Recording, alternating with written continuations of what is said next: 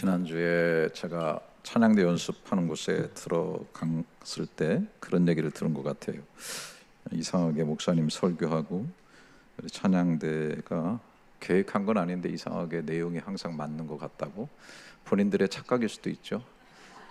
그렇지만 갖다 맞추면 다 맞게 돼 있는데, 제가 오늘 아침에 오면서 아내가 찬양을 들었는데 이 찬양이 흘러나오더라고요. 그래서 그때 하늘이 열리고 할 때 그 하늘이 열렸다. 아, 내가 오늘 설교할 내용인데 오늘 하늘 열고 들어가는 비밀번호 얘기할 건데, 그래서 야 진짜 아내가 참, 야 이 계시 영에 임했구나. 아주 신비로운 여인이네. 그리고 되게 좋아했는데 오늘 찬양대도 신비로워요. 저하고는. 우리 찬양대 격려하며 우리 박수 한번 할까요? 네.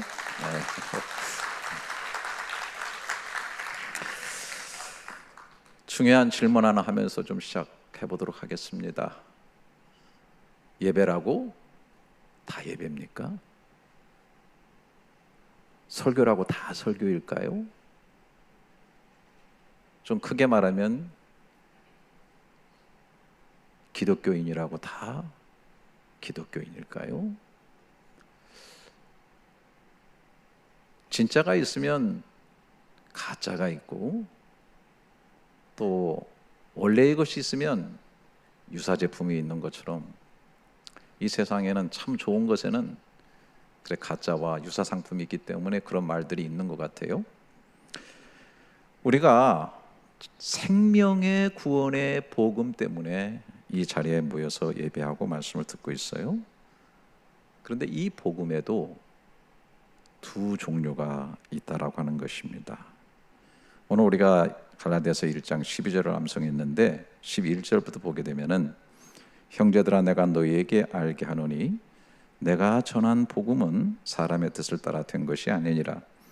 이는 내가 사람에게서 받은 것도 아니요 배운 것도 아니요 오직 예수 그리스도의 계시로 말미암은 것이다. 그러니까 사람의 뜻, 사람에게서 나온 복음이 있고요, 예수 그리스도의 계시로 나온 복음이 있다는 말이죠. 사람의 생각과 사람의 뜻으로 나온 복음을 바울은 1장 6절, 7절, 8절, 9절에서 계속 다른 복음이다 라고 표현을 하고 있어요. 한마디로 진짜 복음이 아니고 유사 복음, 짝퉁 복음, 모조품 복음이라고 하는 것입니다.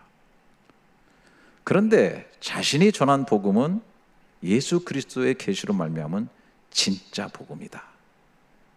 그래서 이 계시라는 말, 알라디 아포칼립세우스 예수 그리스도.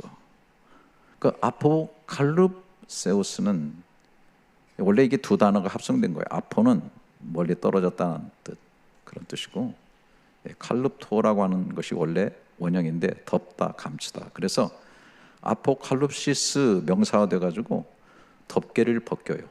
드러내게 하는 거. 옛날에 이제 저도 어렸을 때 시골에서 밥상 받으면은 파리떼가 많으니까 그 밥상포가 덮여서 나오거든요. 그러면 밥상포를 딱 열 때 거기 반찬이 딱 보여. 야, 오늘 갈치가 올라왔네 하면서. 또 아름다운 신부가요 면사포를 쓰고 있잖아요. 잘 몰라요. 근데 면사포를 싹 여니까 beautiful woman, 정말 아름다운 여인이 거기 있는 거예요. 이런 것처럼 열어서 보여준다, 그런 뜻이에요.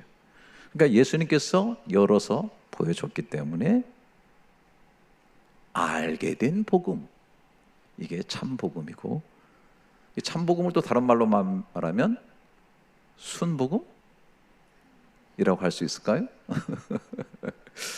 제가 이제 짝퉁 얘기도 하고 순복음 얘기도 하니까 좀 생각나는 한 사람이 있어서 좀 얘기를 해보고 싶은데요. 아주 오래전에 그 옆에 순복음교회 사역하던 목사님이 계셨는데 저하고 동갑내기라서 친하게 지냈습니다. 여기 신앙생활 여기서 오래 하신 분들은 아마 다 아시는 분일 거라고 생각되는데요. 이분은 참 재밌습니다. 복음은 순복음인데 물건은 짝퉁을 너무 좋아했습니다. 그래서 항상 빳빳하게 데린 하얀 와이셔츠를 진짜 신령하게 입고 다니고, 또 넥타이도 거의 붉은색 넥타이를 쫙 메고 다녀요. 그런데 꼭 차이나타운에서 산 노란 금딱지 그 롤렉스 시계를 차고 다녔어요. 제가 한번 한국에 같이 갔는데 저한테 부탁을 하는 거예요. 제가 롤렉스 시계를 선물로 좀 몇 개 사가지고 가는데 이거 한꺼번에 가져가면 문제가 되니까 저거 몇 개 좀 맡아달라는 거예요. 아이 참, 친구 목사니까 하니까 안 할 수도 없고 그래가지고 제가 갖다 준 적이 있어요. 엄청 짝퉁 좋아하고, 또 차도요 꼭 큰 BMW, 아주 옛날이니까 벌써 한 30년 됐어요. 그 다음에 아우디, 그 다음에 벤츠. 근데 오래된 차예요. 싼 거 20년 25년 된 거. 그래서 이분하고 제가 포딕스네 무슨 행사가 있어가지고 같이 갔어요. 그 차를 타고 갔는데 가다가 있잖아요, 배기관 마우라가 떨어진 거예요, 고속도로에서. 그래서 얼마나 낭패를 당했는지 몰라요. 그런데요, 진짜 무슨 사건이 있었냐면 어느 날 그분이 교회에 들어가는데 강도가 따라 들어온 거예요. 그래가지고 권총으로 위협하다가 권총으로 머리를 때려서 쓰러뜨리고 뒤에 두툼하게 있는 지갑은 손을 안 대고 가짜 롤렉스 시계를 풀어간 거예요. 그래가지고 제가 그 얘기를 듣고서 그 목사님에게 그랬어요. 이제부터 조심하라고. 그게 가짜인 줄 알면 분나가지고 복수하러 올지 모르니까 항상 깨어 있으라. 잠들지 말아라는 그런 얘기를 한 적이 있는데, 우리가 뭐 시계를 뭐 짝퉁으로 찼다고 문제가 되겠어요? 시간만 잘 맞으면 되지. 옷을 좀 짝퉁 입었다고 뭐 문제 되겠어요? 남이 진품으로 알면 되는 거지. 여인들 가방 들고 다니는 거 짝퉁 많잖아요, 솔직히. 그래도 큰 문제 안 돼. 그런데 구원과 생명의 문제는 짝퉁 가지고 정말 안 됩니다. 비슷하지만은 짝퉁 열쇠, 모조품 열쇠. 비밀번호 다 맞는데 하나 비밀번호 틀린다고 한다면 하늘나라의 문을 열지 못한다고 하는 것이죠. 바울이 오늘 한 말씀은 뭐 솔직히 좀 찌질하다는 생각까지 들 때가 있어요. 내가 가르치는 것만이 진짜야, 다른 거 가짜야. 응? 난 예수님께 직접 받은 거야. 조금 너무한 것 아닌가 하는 느낌이 들죠. 그러나 바울이 이렇게 말하는 것은, 이것은 정말 다른 것이 아니라 구원과 생명에 연결되어 있는 것이기 때문에 그렇게 강조하고 있는 것입니다.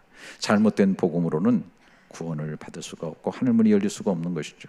그래서 처음 인사말부터 그렇습니다. 갈라디아서 1장 1절부터 3절에 보면 사람들에게서 난 것도 아니요 사람으로 말미암은 것도 아니요 오직 예수 그리스도와 그를 죽은 자 가운데 살리신 하나님 아버지로 말미암아 사도된 바울은 함께 있는 모든 형제와 더불어 갈라디아 여러 교회들에게 우리 하나님 아버지와 주 예수 그리스도로부터 은혜와 평강이 있기를 원하노라. 여기 서두 인사부터, 인사를 할 때부터 자신은 보통 사도가 아니다. 나는 예수님을 다시 부활시키신 하늘 하나님 아버지로 말미암아 사도된 존재다. 사실 이런 얘기를 초두부터 하는 것은 뭐냐면은 자신이 전한 복음이 얼마나 진짜고 중요한 것인가. 그래서 굳이 이렇게까지 바울이 얘기하는 것은 그 이후의 구절들을 보면 그냥 읽으면 해석이 될 거예요. 여러분들은 다 총명하시니까 분명히 잘 해석하리라고 믿어요. 느낌을 가지시고 6절부터 11절을 제가 쭉 읽어보면요, 그리스도의 은혜로 너희를 부르신 이를 이같이 속히 떠나 다른 복음을 따르는 것을 내가 이상하게 여기노라. 다른 복음은 없나니 다만 어떤 사람들이 너희를 교란하여 그리스도의 복음을 변하게 하려 함이라. 그러나 우리가 혹은 하늘로부터 온 천사라도 우리가 너희에게 전한 복음 외에 다른 복음을 전하면 저주를 받을지어다. 우리가 전에 말하였거니와 내가 지금 다시 말하노니 만일 누구든지 너희가 받은 것 외에 다른 복음을 전하면 저주를 받을지어다. 이제 내가 사람들에게 좋게 하랴 하나님께 좋게 하랴 사람들에게 기쁨을 구하랴. 내가 지금까지 사람들의 기쁨을 구하였다면 그리스도의 종이 아니니라. 형제들아 내가 너에게 알게 하노니 내가 전한 복음은 사람의 뜻 따라 된 것이 아니니라. 우리가 암송한 12절 이는 내가 사람에게서 받은 것도 아니요 배운 것도 아니요 오직 예수 그리스도의 계시로 말미암은 것이다. 이 갈라디아 교회는 좀 특별한 교회죠. 바울이요 맨 처음 선교 여행을 해가지고 맨 처음 세운 교회들이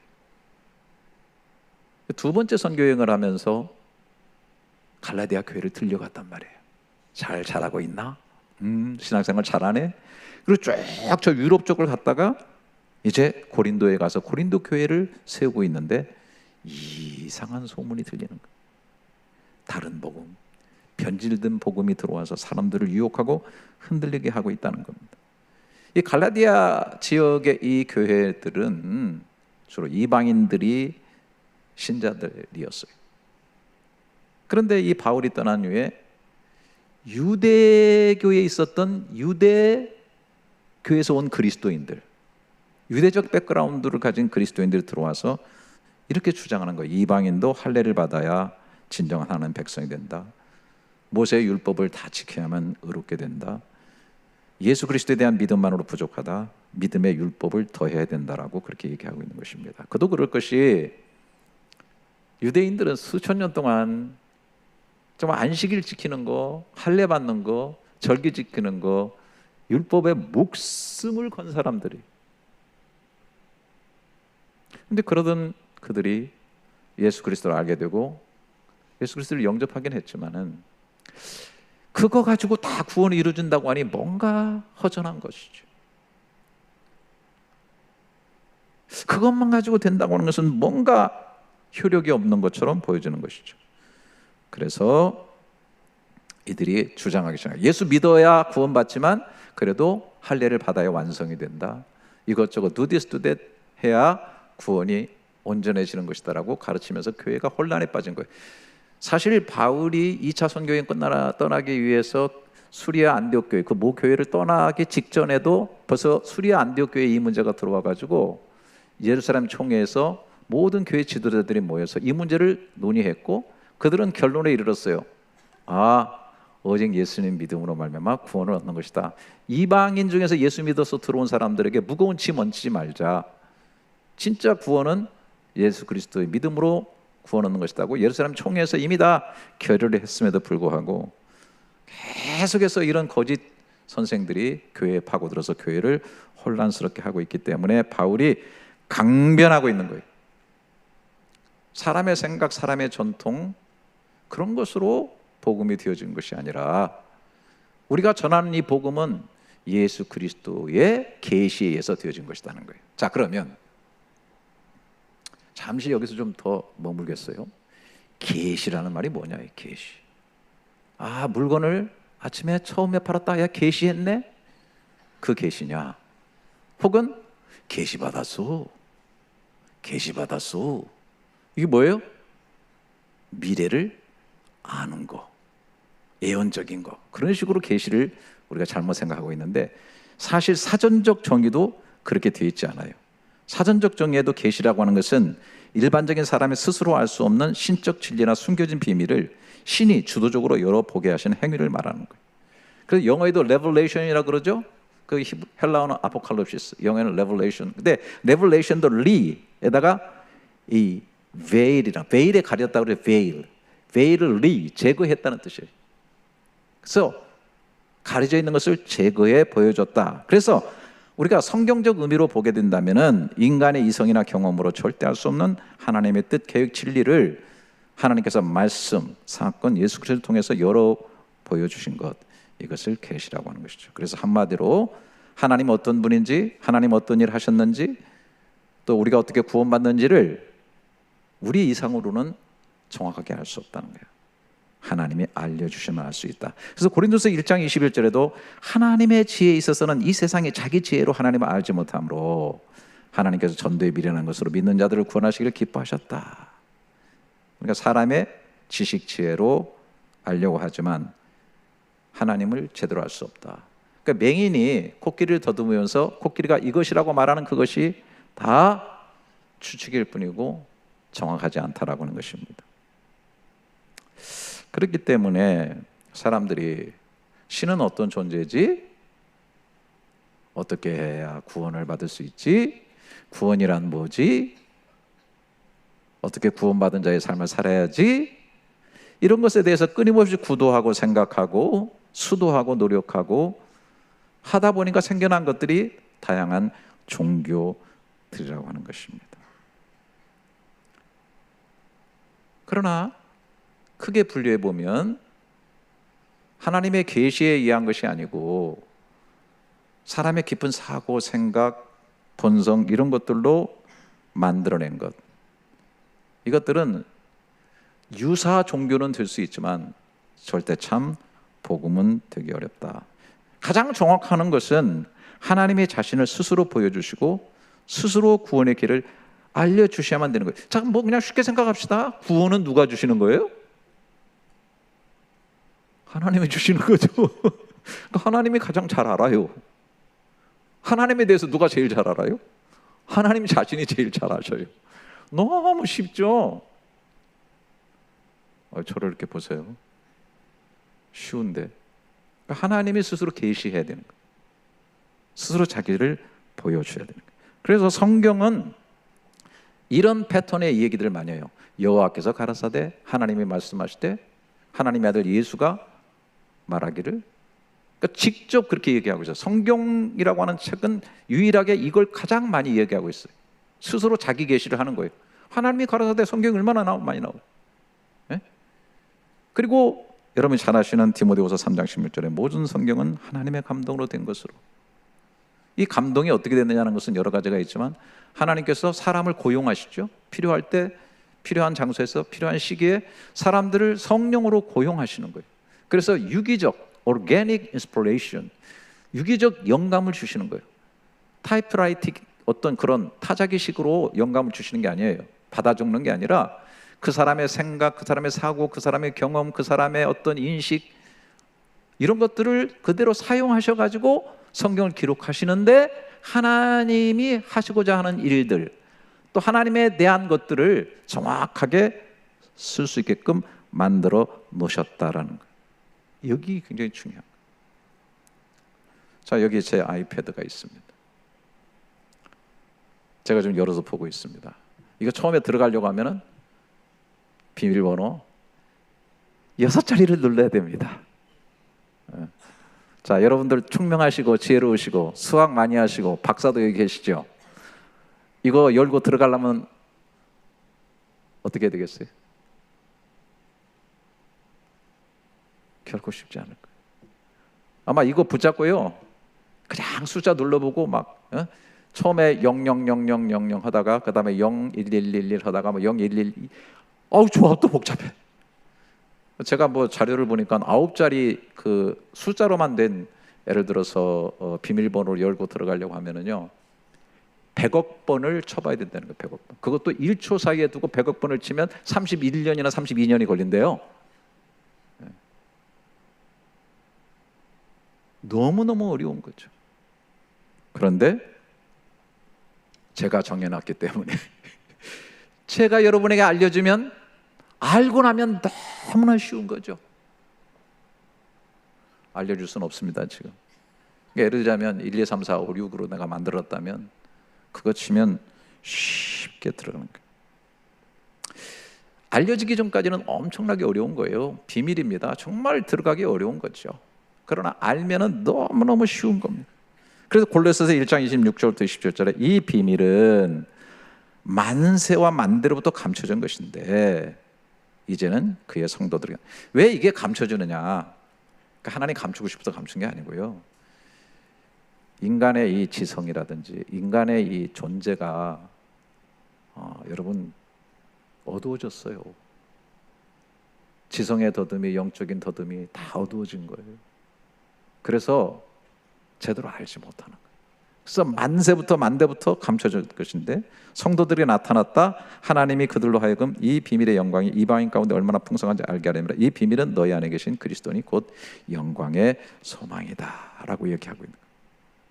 그래서 알지 못하는 자들이 몸부림치면서 이 비밀을 풀려고 뭐 수도, 탐구, 노력, 수행 엄청나게 하면서 수많은 종교들을 만들어놨어요. 그것이 오히려 하나님 나라의 비밀을 가리고요 사람들 얼고매는 그런 경우를 너무 많이 보게 됩니다. 뭐 죄송합니다만은 다른 종교를 제가 뭐 어쩔 수 없이 그렇게 얘기하는 것처럼 너무 제가 뭐 얄팍하게 얘기한 건지 모르지만 예를 들어서 엄청난 이 세계의 그 특별히 인도인들을 중심으로 이루어진 힌두교 같은 경우도 보게 되면 이 자연이 순환하고 있잖아요. 뭐 솔로몬의 전도서가, 솔로몬도 워낙 박식하고 지혜로운 사람이니까 뭐 해가 그 떴던 곳으로 돌아가고 물이 뭐 왔던 곳으로 돌아가고 뭐 바람이 불던 곳으로 돌아가고, 그러니까 이 자연의 어마어마한 순환. 그리고 뭐 그 열매가 떨어지면 썩고 썩은 것이 또 뿌리로 들어갔다가 뭐 또 거기서 또 이렇게 돼가지고 또 뭐 열매를 맺고, 그러니까 뭐 봄, 여름, 가을, 겨울 뭐 순환으로 보니까 그 인간의 어떤 삶마저도 순환으로 생각하니까 순환하고 윤회하고는 다르거든요. 그러니까 윤회로 보는 거예요. 그래서 인간도 죽으면 또 뭐 다음 세대에 어떤 형태로 태어나고, 그래가지고 이런 그 엄청난 궤도 속에서 그 다음에 이제 그걸 또 벗어나는 거, 그 열반 뭐 이런 형태로 해가지고 그걸 벗어나야 된다. 그리고 과거에 이제 잘못된 것이 후대에 잘못된 것으로 나타나니까 선하게 살지 못한 사람들 다음 세대에, 그래서 이미 계급 제도가 정해져 있잖아요. 그게 지금 뭐 특별히 인도 사회가 그걸 벗어나려고 하지만은 치명적으로 벗어나지 못하고 엄청나게 사람들을 태어나면서부터, 그러니까 자유를 줘야 되는데 종교가 인간을 얽으면은 굴레, 이거 정말 어마어마하게. 그래서 저는 종교를 갖다가 연구하면 연구할수록 종교 자체에 대해서는 너무 사람들을 억압하고 구속하고 고통을 주는 것이라는, 저는 그런 생각을 뼈깊게 많이 합니다. 그래서 이게 거짓말인 걸 알고 깨달은 사람이 석가모니 아닙니까? 석가모니가 거기서 벗어나려고 해가지고 나와가지고 그 다음에 스스로 수련해가지고 자기 삶을 찾아가야 된다라고 하면서 구원에 대해서 이렇게 하면 구원받는다 한 적이 없습니다. 스스로 그냥 깨닫고 마음의 욕심을 비우고 이렇게 하면서 스스로 삶을 사는 동안에 자유롭게 사는 것을 그렇게 강조했건만, 거기에 무슨 열반의 구원이 있는 것처럼 또 이렇게 해가지고 민중들을 속이고, 그 뭐 알잖아요. 소승불교 연구하는 사람들은 다 이 사실을 알고 있습니다. 그런데 이 엄청난 인간 속에서 나오는, 인간의 생각 속에서 나오는 굉장히 그럴듯하고 굉장히 깊이 있게 생각, 굉장히 사유원과 같이 생각, 굉장한 무슨 철학이 있는 것처럼 생각하는데 다 꽝이 아닙니까 이게? 거기에다 인간들을 엮어가지고서 뼛속 깊이 고통을 주고, 물론 뭐 그 안에서도 뭐 있는 동안에 또 굉장한 무슨 열반을 한대나 그래가지고 또 어마무시한 무슨 걸 얻는 것처럼 하지만, 다 제가 볼 때는 하나님께서 근본적으로 계시하고 하나님이 근본적으로 이루어주신, 하나님이 세워주신 구원의 길이 있는데 다 유사 상품들, 유사 복음들 계속 횡행하고 있는 것입니다.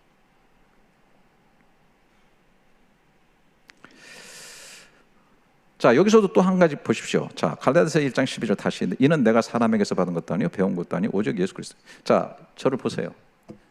복음에는요 그리스도, 예수 그리스도를 통한 말씀의 계시로 온 복음이 있는 반면에 사람에게서 받은, 배운, 그러니까 원류가 어디예요? 사람에게서 온 복음도 많다는 거예요. 이거를 우리는 가르쳐서 이단이라고 그렇게 얘기를 하고 있는 것입니다. 여러분들이요, 설교를 들을 때, 제 설교를 들을 때 여러분들이 면밀하게 보셔야 돼요. 저 원류가 어디인가? 지금 인간적인 생각으로 어떤 목적을 가지고 인간적인 뜻으로 뭔가 이 지금 설교를 하고 있는가?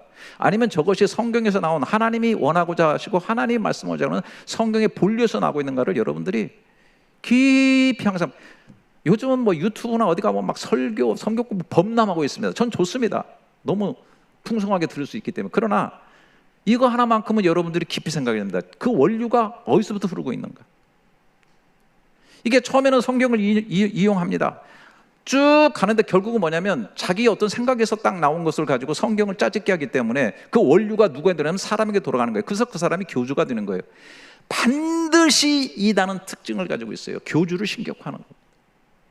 모든 권세가 교주에게 다갑니다. 교주, 그러다 보니까 교주에게 부도덕한 일이라면 성범죄 말할 수 없이 일어납니다. 여러분, 무슨 뭐 신천지, 이만희, 뭐 JMS 정명석이, 구원파 박국수, 요즘 뭐 통일교 문성명은 죽었는데도 그 부인 한학자라든지 그 아들들 다 신격화되고, 이분들의 정확한 특징이 뭐냐? 대부분 다 대기업의 총수 못지않는 권세를 누리고 있어요. 여기 우리 저 계신가요? 박옥수 여기 왔다 갔죠? 네? 이 나라에. 그래가지고 우리 집사님한테 뭐 수상 만나게 해달라고. 아니 박옥수가 왜 와가지고 여기서 수상을 만납니까? 네? 거의 무슨 큰 대기업의 무슨 총수처럼 하고 다니고 말이죠. 왜 그렇습니까? 다 그런 것들을 통해 가지고 자기를 신격화하는 거예요. 원류가 자기니까. 자격에서 나오니까 자격으로 돌아가야 되는 거예요. 그리스도에게 나온 것은 그리스도에게로 돌아가는 거예요. 정확하게 보셔야 됩니다. 원류가 어딘가. 기독교 안에서도 기복신앙, 적극적인 사고, 신비주의, 신사도 운동, 이게 다 말씀의 원류를 떠나고 계시를 떠나서 사람들을 끌어들이는 메시지 너무나 많이 있어요. 저는 그 개혁주의 신학자들이 얘기한 한 단어를 너무너무 좋아합니다. 여러분들이 한번 따라서 해주시면 좋겠는데 따라서 해줄 수 있으시죠? 크게 한번 따라서 해주시기 바랍니다. 계시 의존적 사색. 아이 좀 제대로 한번 따라서 해보세요. 계시 의존적 사색. 예. 이제 제가 우리 교단이 합신 장로교 합신에 속해 있지 않습니까? 이 교단을 거의 설립했다고 볼 수 있는 박윤선 박사님이 있어요. 우리나라에서 최초로 신구약 주석을 쓰신 분인데 그분의 주석이라든지 그분의 쓴 책에 보면 이 단어가 굉장히 계시 의존적 사색. 저도 신학교 다닐 때 굉장히 많이 들었는데 가면 갈수록 너무너무 중요한 개념이라는 생각을 하게 됩니다. 그러니까 한마디로 말해서 성경을 해석하거나 뭐 설교를 하거나 신앙생활을 할 때 항상 성경 계시에 철저히 의존한 사고방식을 가져야 된다는 거예요. 그러니까 여기 계시 의존적이라는 말이 뭡니까? 굉장히 겸허한 단어. 나는 부족해. 난 연약해. 나는 완전할 수가 없어. 내가 생각하는 게 절대가 아니야. 그렇기 때문에 계시에 대해서 의존하면서 생각하고 결단하고 판단하고 하는 이런 훈련이 정말 돼 있어야 되는 거예요. 교회에 와서도 많은 사람들이 자기 의존적 계시를 받아가지고 이상한 얘기 막 떠들고 다니고 다 하는 것처럼 떠들고 다니고. 아니에요. 말씀의 계시 의존적 사색을 해야 돼요. 저도 요즘 제가 이제 저도 이제 한 70 가까이 지금 가고 있잖아요. 얼마나 현명해지겠습니까? 얼마나 지혜로워지겠습니까? 제가 그래도 대개일 여전학교에 37년을 목회했으니까. 근데 요즘 제가 얼마나 쪼다고 바보라는 생각을 하게 되는지 정말 제정신이 아닐 때가 얼마나 많은지. 아내한테요 하루에 한 서너 번은 제대로 혼나요. 정말 제정신이 아니에요. 네? 어느 날은요 제가요, 저는 항상 잃어버리길 잘하기 때문에 핸드폰은 반드시 제 왼쪽 주머니에 놓고 열쇠와 지갑은 오른쪽 주머니. 항상 그래서 차에 내릴 때는 어딜 따라 이렇게 딱 한번 딱 쳐가지고 여기서 있구나 그래. 어느 날은 차에서 내리는데 딱 쳤는데 없는 거예요. 그래서 내가 막 계속 찾았어요. 핸드폰이 어디 갔지? 막 구석에 빠졌나 막 들여보더니 여보 지금 통화하고 있으면서 전화하고 있으면서 그걸 듣고 있으면 어떡하냐는 거예요.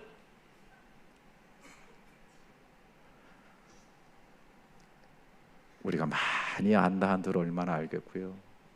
지식이 커졌으면 얼마나 커졌겠고 내가 배운 게 있으면 얼마나 대단하겠어요. 사실 진짜 지식 지혜는요 때를 따라 내려놓는 거예요. 온전한 거, 완전한 거에 대해서 나를 비춰보면서 계시 의존적으로 사색하고 생각하는 거. 그래서 이게 박윤선 박사만이 그런 게 아니고 다 개혁주의 신학자들은 칼빈이 기독교 강요에서 성경은 믿음과 사유의 안경이다. 계시에 의존하지 않으면 인간은 하나님을 알 수 없다. 그 네덜란드 개혁 신학자 바빙크, 신학은 하나님 자신에 대한 자기 계시의 반영이다. 자연적 이성은 계시를 해석할 수는 있어도 계시 자체를 생성할 수는 없다. 그 유명한 개혁주의 변증학자 반틸은 창조된 인간의 이성은 피조물적 위치를 벗어나지 못하며 하나님의 계시를 전제로 할 때만 진리 탐구가 가능하다, 이렇게 주장한 것입니다. 그래서 인간은 그 이성이 온전하지 못하고 어두워졌기 때문에 성경이라는 특별 계시 없이는 하나님을 참되이 알 수 없고, 모든 신학과 철학의 이 모든 것은 말씀 계시에 의존하는 방식으로 진행되어야 된다라는 것을 생각하게 되는 것입니다. 저는 개인뿐만 아니라 교회도 항상 이 계시 의존적인 메시지가 있어야 교회가 건강하게 되고 성장한다고 저는 믿습니다. 여러분 잘 아시는 항구적인 모델인 초대교회 생각해 봅니다. 사도행전 2장 42절부터 그들이 사도의 가르침을 받아 서로 교제하고 떡을 떼며 오로지 기도하기를 힘쓰니라. 처음에 출발이 항상 사도의 가르침을 받아 원류인 말씀의 계시를 통해서, 그리고 교제가 이루어졌고요. 그리고 믿는 사람들이 서로 물건을 통용했고요. 재산과 소유를 팔아 필요를 따라 나눠줬고요. 날마다 모이기 힘썼고요. 음식을 나누었고요.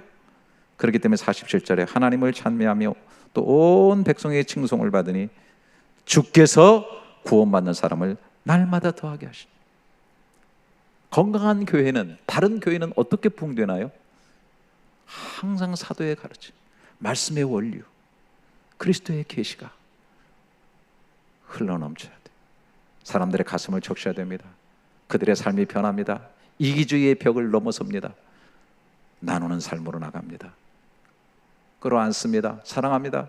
사랑의 열매가 있습니다. 그러니까 세상 사람들의 칭송을 받는 거예요. 칭송을 받으니까 구원받는 사람들이 많아요. 이게 여러분, 이게 가장 기본적인 공식 아닙니까? 네? 오늘 여러분들이 제가 전해드리는 이 말씀, 제가 말씀의 원류를 전한다고 하지만 제대로 못 전하는 것은 있는 것 같아요. 왜? 여러분들이 잘 안 변하는 걸 보니까. 제가 잘 전하면 여러분들이 진짜 이렇게 변해야 되고, 이기심을 깨고 넘어설 수 있어야 되고, 삶 가운데서 이렇게 살다 보면은 진짜 교민들이, 우리 KL 연희연합교회 성들만 보면은 막, 와 대단하구나, 저가 믿는 예수 나도 믿고 싶다고 막 교회가 부흥되지 아니할 수 없는 지경에 이르게 될 줄로 믿습니다. 근데 아멘을 했는데 그렇게 잘 안 된다는 게 문제지. 사도행전 6장에도 보면 또 부흥의 역사가 일어나요. 6장 7절에 하나님의 말씀이 왕성하여 예루살렘에 있는 제자의 수가 심히 많아지고, 막 제사장을 또 이 도에 복종했는데, 그때 무슨 문제가 있었어요? 1절부터 그러면 제자가 많아졌는데 헬라파 유대인들이 자기의 과부들이 매일의 구제에 빠짐으로 히브리파 사람도 원망하니 12 사도가 모든 제자를 불러 이르되 우리가 하나님의 말씀을 제쳐놓고 접대를 일삼는 것이 마땅하지 아니하니 형제들아 너희 가운데 성령과 지혜가 충만해 칭찬받는 사람 7을 택하라. 우리가 이 일을 그들에게 맡기고 우리는 오로지 기도하는 일과 말씀 사역에 힘쓰리라 했더니, 그렇게 했더니 문제가 해결되면서 제자의 수가 많아졌다는 거예요. 자, 하나님의 교회는 인간이 모여 있어요. 문제 없다? 이건 있을 수가 없어요. 초대교회도 다 문제가 있어요. 여러분, 공생사회에 문제가 없어요? 자, 제가 설교를 너무 막 은혜롭게 했더니 막 은혜를 받아가 여러분들이 막 내 건 내 게 아니야, 같이 써야 돼 그러면서 막, 우리 교회는 진짜 뭐 자기 물건들을 다 여기다 갖다 놓고 막 필요한 사람 가져가고 막 이런 일 잘 안 일어나죠? 근데 일어났다고 가정합시다. 얼마나 놀라운 일입니까? 근데 또 막 사람들이 몰려들면서 어떤 사람들은 막 일 아무것도 안 하고 말이지, 거기 가면 먹을 거 있어, 거기 가면 받을 수 있어, 막 그래가지고 막 몰려 들어와. 에? 그리고 어떤 사람 많이 가져가고 어떤 사람 못 가져가고 말이죠. 또 어떤 사람은 또 내가 바치다가 내가 왜 이 짓을 해야 돼? 내가 저 사람들은 일도 안 하고 먹는 사람들 아니야? 내가 왜 이렇게 갖다 바쳐야 돼? 진짜 안 해. 그럴 수도 있는 거 아니에요? 이게 다 인간 사는 사회에 상상력을 발휘해보죠. 그러니까 여기도 보면 히브리파 과부들하고 뭐 헬라파 과부들은 이방인을 와서 그런지 왜 우리는 이렇게 쫓겨줘? 불평이 생겼다. 아무리 정말 천국과 같은 교회라도 사람이 모여있는 곳에는 다 문제가 있어요. 그래서 문제가 생겼을 때 어떻게 했어요? 원류로 돌아가요. 원래로. 사도들은 그거 해결하러 다닌 게 아니라 기도하고 말씀 전하는 일에 전무했어요. 그 원류를 찾아서. 그 계시의 말씀을 제대로 분별하고 묵상하고 이것을 제대로 전해서 이 물줄기가 흘러가게끔 하는 거고, 왜 직분자들을 세웠어요? 가서 그 일을 해결하게, 문제 해결하라고. 이 말씀이 그들 속에 흘러들어가게 하라고, 잘 흘러들어가게 하라고. 근데 예를 들어서 여러분이 직분자들인데 문제 있는 곳에 가서 기름을 붓고 더 불지르고, 그게 참을 일이냐? 가서 들이받아라 막 그러고 나도 그렇게 생각하는데 말이야 그러고 말이지. 그러면 교회가 건강해지지 못해. 말씀이 제대로 흘러넘치고 그 말씀이 적용되어지고 그 말씀으로 치료가 일어나야 되는 것이죠. 그런데 뭐 목회자들부터 말이죠, 정치하러 이리저리 뛰어다니고 말이죠, 이념 찾아서 이리저리 다니고 말이죠, 자기 좋아하는 사람은 침묵계나 만들어가지고 돌아다니고 말이죠. 그렇게 하면은 과연 원류의 말씀이, 하나님으로부터 나오는 계시의 말씀이 제대로 물줄기를 뿜어서 가겠냐 그 말이에요. 우리 목회자들도 그냥 통렬하게 반성을 해야 돼요. 전무해야 돼요. 중요한 것이 무엇인지를 붙잡고 그것을 중심으로 해서, 그리고 자기 할 일을 각자 충실하게 하게 될 때 교회는 건강하게 되고 삶은 강건하게 되어지는 거라고 생각해요. 자, 그러면 바울이 정말 예수께 받은 계시, 참 복음이라는 건 뭐냐? 우리가 잘 알겠지만 다시 한번 정리를 해보면, 갈라디아서 좀 넘어가서 2장 20절에 내가 그리스도와 함께 십자가에 못 박혔나니 그런즉 이제는 내가 사는 것이 아니 오직 내 안에 그리스도께서 사시는 것이라. 이제 내가 육체 가운데 사는 것은 나를 사랑하사 나를 위하여 자기 자신을 버리신 하나님의 아들을 믿는 믿음 안에서 사는 것이라. 저 요즘 그 재미있는 얘기 듣거든요. 어떤 분은 그러더라고요. 목사들을 향해서, 목사 보고 그러는 거예요. 예수 잘 믿으세요? 이게 도대체 무슨 말입니까? 에? 목사가 목사답지 못하니까 정말 뼈아프게 예수 똑바로 잘 믿으세요? 에? 장로님들에게 예수 좀 잘 믿으세요? 권사님들에게 집사님들 그렇게 한다는 거 얼마나 뼈저린 얘기입니까? 바울은 어떻게 살았습니까? 나를 사랑하사 나를 위하여 자기 자신을 버리신 하나님의 아들을 믿는 믿음 안에서 살았습니다. 할렐루야. 이게 진짜 복음이죠. 그러면서 21절에 내가 하나님의 은혜를 패하지 않냐니 만일 의롭게 되는 것이 율법으로 말미암아 그렇게 해서 헛되이 죽으셨느니라. 제가 목숨 걸고 늘 강조하는 거예요. 어떤 분들은 제 설교를 들으면서 너무 도그매틱하다, 너무 레디컬하다 비판하는 분도 있을 거예요. 옛날에 그거 듣기 싫어서 교회 나간 사람도 있다는 건 내가 알고 있어요. 근데 죄송해요. 저는요 이런 부분에 대해 사람을 좋게 하랴? 뭐 내가 하나님을 좋게 해야지. 만약에 할례를 지켜가지고 구원이 완성된다? 뭐 천주교처럼 믿음도 있어야지만 행함도 있어야 완성된다? 그러면 예수님의 십자가가 헛되이 죽은 거예요. 효력이 없는 거예요.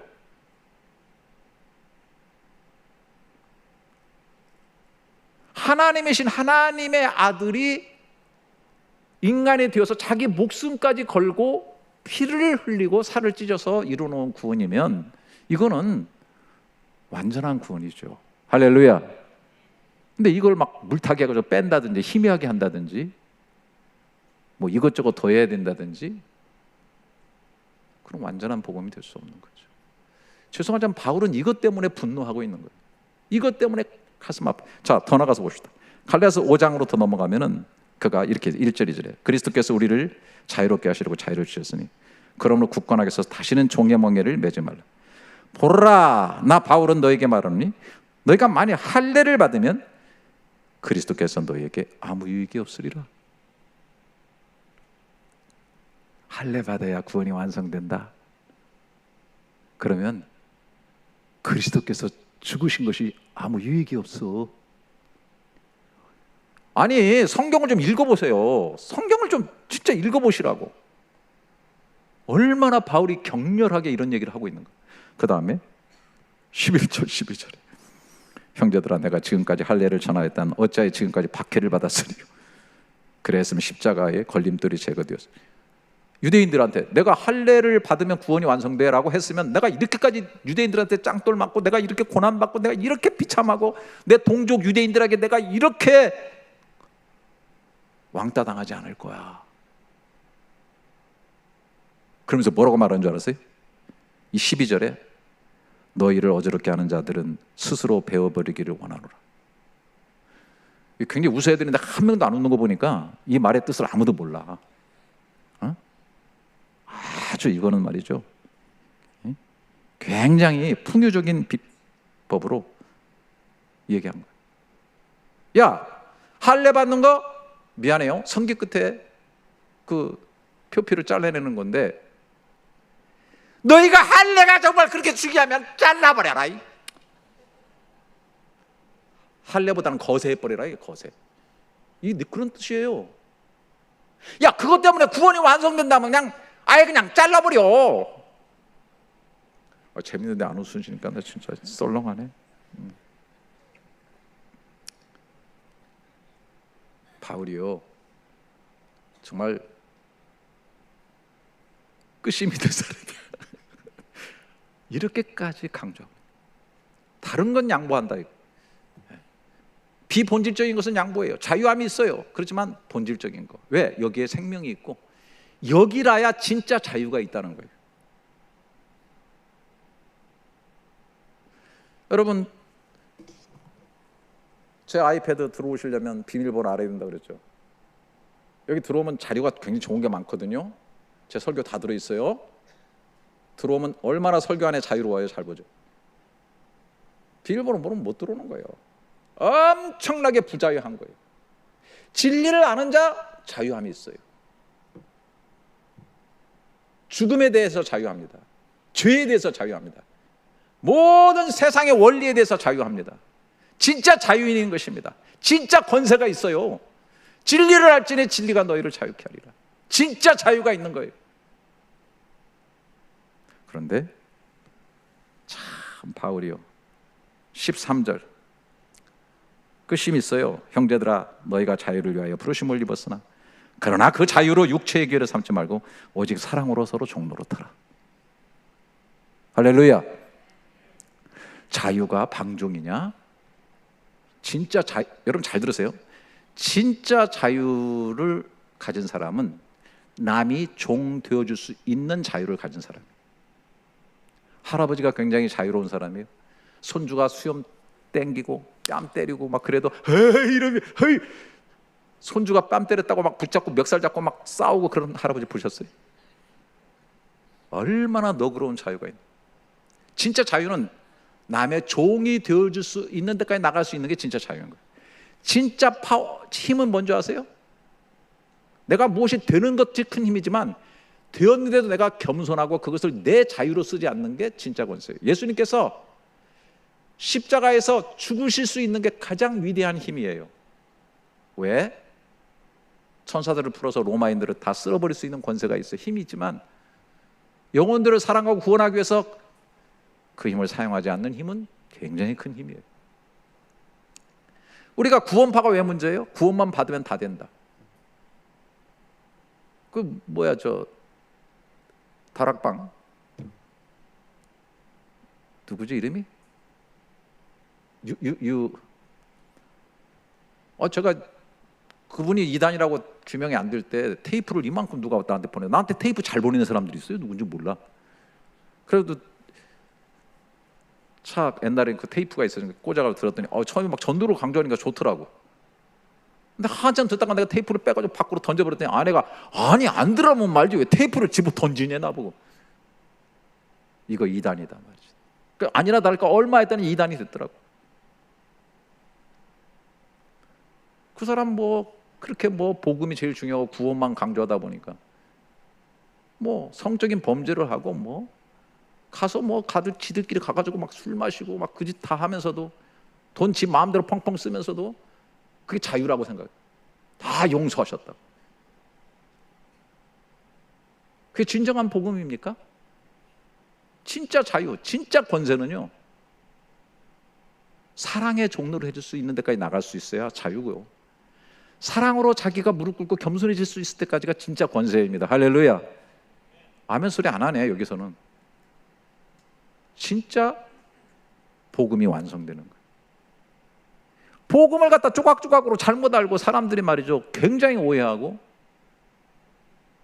그리스도로부터 받은 이 진정한 복음의 계시 얼마나 중요한지 모르고, 저는 정말 잠자리에 들 때 꼭 묵상하는 게 있어요. 베델의 광야에서 정말 야곱이 쓰러져 잠들었잖아요. 내 인생 한 광야에서, 나도 말레이시아는 이 광야 속에서 한 구석에 널브러져 가지고 쓰러져 잠드는 인생 아닙니까? 그가 아무도 없는 그 광야에서 오히려 하나님을 만났어. 그리고 하늘에 있다 있는, 하늘부터 내려온 사다리를 세우는 걸 봤어요. 천사가 오르락내리락 했어요.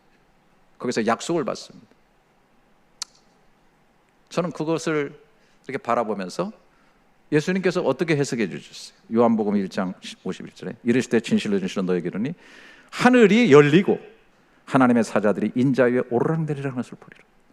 자, 인자 위에 천사가 오르락내린다. 하늘이 열렸다. 이 야곱의 얘기를 하다가 예수님께서 말해요. 그러니까 하늘에 있다한 그 사다리는 땅에서 세워서 올라간 게 아니라 하늘에서 내려온 진정한 하늘 가는 길, 그 사다리. 그건 뭐냐? 인자 위에 오르락내리락 하는 거. 예수 그리스도, 그분이 세우신 십자가, 이거밖에는 없다라는 생각을 하게 되는 거예요. 그래서 제가 저녁에 묵상할 때 이 사다리와 십자가를 많이 묵상하다 잠들어요. 내가 죽으면 이 사다리 타고 이 십자가 타고 내가 하나님 앞에 가는 거니까 마지막 이 완전한 열쇠. 그래서 나는 내가 잠드는 것처럼 내가 언젠가 죽을 것이기 때문에 이 십자가 붙들고 살아있다는 걸 내가 저녁에 묵상을 많이 합니다. 그리고 이 그림을 했는데, 이 그림 한번 진짜 그려보고 싶다. 간단하지만 그래 그려주는 존재가 있어요. 일명 챗 GPT라고. 그래서 제가 한번 그려보라 그랬더니 이렇게 그렸어요. 괜찮아요? 아니 뭘 해도 감동이 없는 세대야. 근데 참 이걸 또 보니까 내가 재밌는 생각이 나. 제가 어렸을 때 그 우리 여자 전도사님, 하얀, 어렸을 때는 그 시골에서 내 초등학교 교회 다닐 때는 항상 그 검은 치마에다 하얀 저고리 이렇게 입은 여자 전도사님이 나와서 설교를 하셨어요. 그래서 기도하는 거예요. 하늘, 우리가 예수 믿어서 하늘 가는 그 사다리를 타고 가는데 여러분들이 한 주일 빠지면 사다리 이게 하나가 없어진다는 거예요. 두 주 빠지면 두 개가 없어진다. 여러분 거짓말하지, 거짓말하면 또 하나가 없어진다는 거야. 그러니까 많이 없어지게 되면 가겠어? 그래서 겁을 잔뜩 먹었더랬어요. 이것이 얼마나 짝퉁 복음이고 유사 복음인지 나중에 성경을 제대로 알고 깨달았어요. 사다리는 은유적인 거고 진짜 사다리는 십자가예요. 할렐루야. 내공로로 가면 누구도 못 가게 돼 있어요. 내가 누르는 비밀번호는 절대로 못 가게 돼 있어요. 완전한 복음, 그리스도의 계시로 주신 복음, 십자가의 복음만이 온전하게 이것을 열고 들어가는 하늘의 비밀 번호가 될 줄로 믿습니다. 계시 의존적 사색을 잘 하시면서 우리의 생각을 항상 여기에 코드를 맞추고 부족한 나를 내려놓고 말씀에 의존하고 변치 않는 계시를, 사람들이 생각이 너무 많고 막 복잡하고 말이죠. 자기 생각이 옳고 고집불통이가 되거든. 죄송합니다. 연세 들어갈수록 더 대단하게끔 뭔가 아는 것처럼 나 때만을 외치면서, 여러분 내려놓으시고요. 좋게 말씀드릴 때 계시 의존적 사색하시고 그리스도의 계시로 가지고 살아가시는, 그래서 하늘 문도 여시고 지혜의 문도 여시고 성경의 문도 여시고, 아멘 안 할 거지? 성경의 문도 여시고 건강의 문도 여시고 인간관계의 문도 여시고 가시기를 축원합니다. 기도하겠습니다. 하나님 아버지, 사람들은 다 어둠 속에 살아갑니다. 어디서 와서 왜 살고 어디로 가는지 제대로 아는 사람은 하나도 없습니다. 하나님도 모를 뿐 아니라 세상도 심지어 자기 자신도 모르며 어둠 속에 살아갑니다. 그런데 우리를 만드시고 세상을 만드시고 구원의 길을 여신 하나님께서 하나님 자신뿐만 아니라 그래서 우리가 어디서 왔고 왜 살고 어디로 가는 존재인지, 어떻게 구원받는지 그 비밀번호까지 환히 계시해 주시니 감사를 드립니다. 유사상품, 유사복음, 유사이념, 무조품 행복, 짝퉁 기쁨에 속지 말게 하시고 하나님이 계시하신 복음 붙잡고 계시 의존적 사색으로 살아가는 우리들의 삶이 될 수 있도록 축복하여 주시옵소서.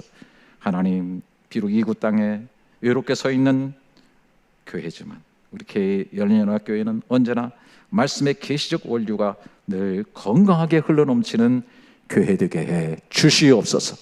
존귀하신 예수님의 이름으로 기도드립니다. 아멘.